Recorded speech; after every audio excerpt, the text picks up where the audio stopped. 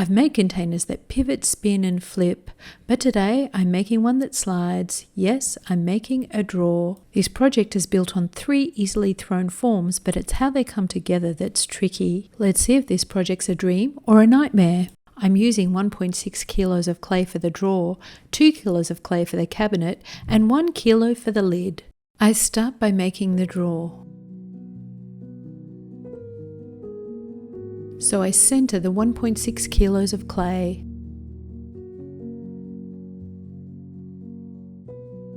I'm using a fine white earthenware clay for this project. A high firing clay would mean more shrinkage and warping. Once I center the clay, I flatten the top. I'm aiming for 22 centimeters across. And then I push down and open out.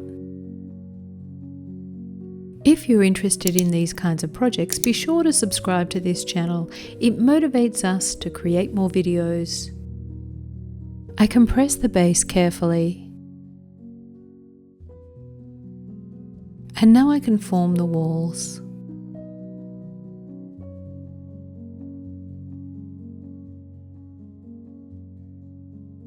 As I form the walls, I compress the rim.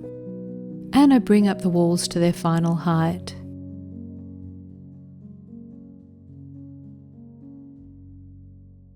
I straighten the walls with my flexible rib.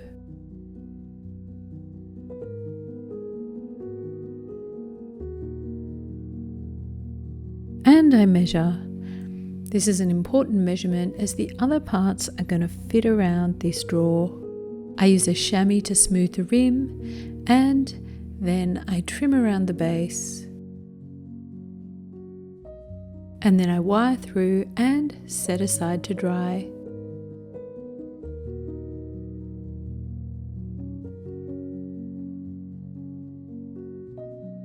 Now for the cabinet. I do it all again, this time with the 2 kilos of clay.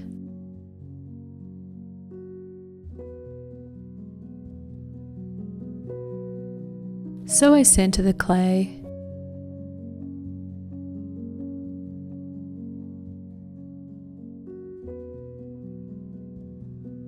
And then I flatten the clay. This time I'm aiming for a dish that's 24 centimeters across. And now I can push down and open out.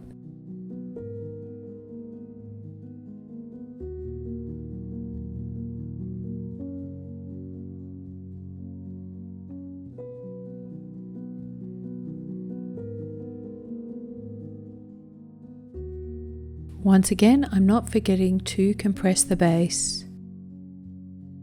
And so now I can pull up the walls.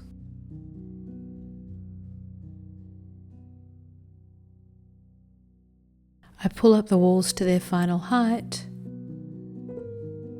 And then I measure to make sure the drawer is going to fit within this cabinet.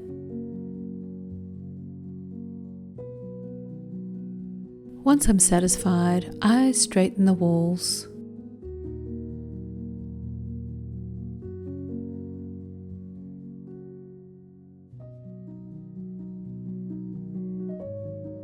And now I can wire through and set aside to dry. Now I'm ready to make the top of the cabinet. So I center the last piece of clay, it's 1 kilo. And then I flatten the clay. Now I just need to get it to the right size. 24.5 centimeters should do the trick. And then I compress the top. And that's all there is to it. I trim a little around the base and wire through and set aside to dry.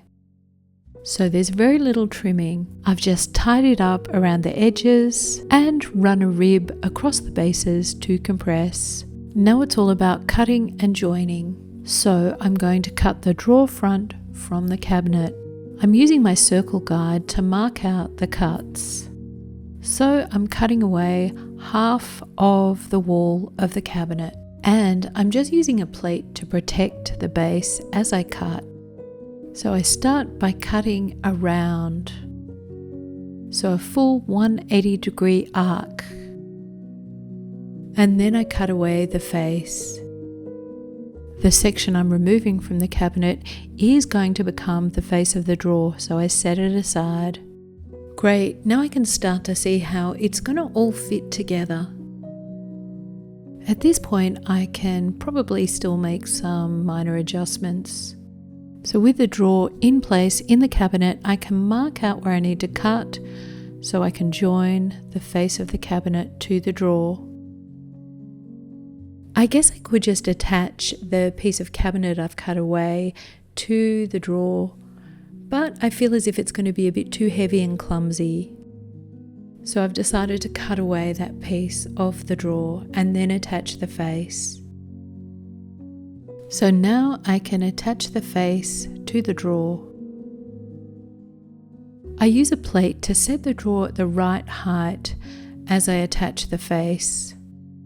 As the drawer slides into the cabinet, I want the face to fit into the position that it was in when it was attached to the cabinet. And now I need to scratch, slip, and smooth. And I'm just speeding through these parts a little so they don't become too tedious. So here you can see how important that plate is in holding the drawer at the right height. I'm also going to add a thin coil of clay to those joins.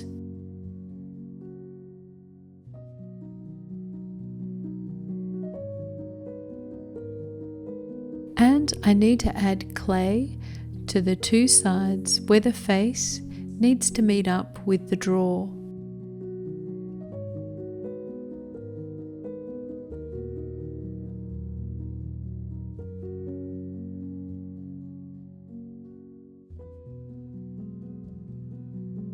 I'm just going to check that the drawer fits properly in the cabinet. Okay, so that looks great.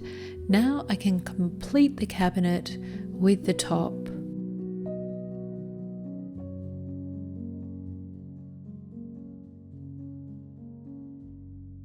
So once again, I'm going to scratch and then add plenty of slip.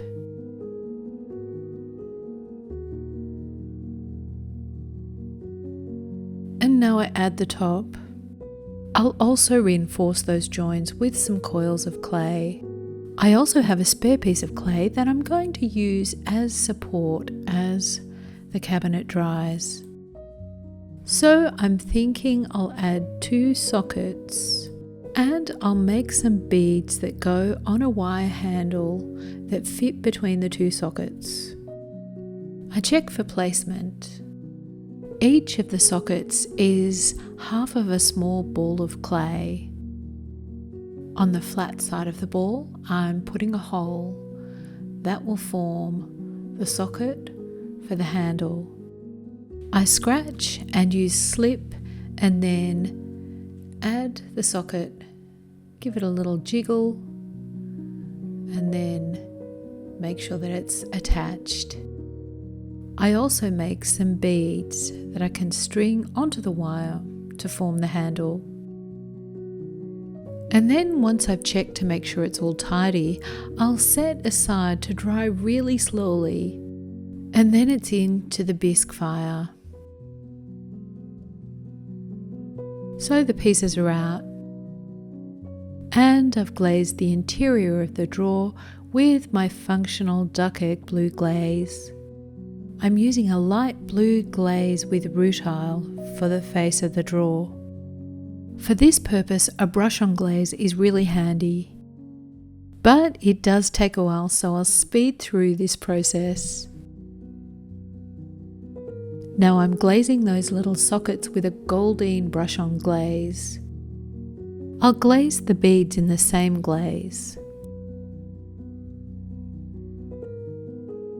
And I'm using the same brush-on rutile pale blue glaze for the cabinet. Okay, Okay, let's fast forward through this bit.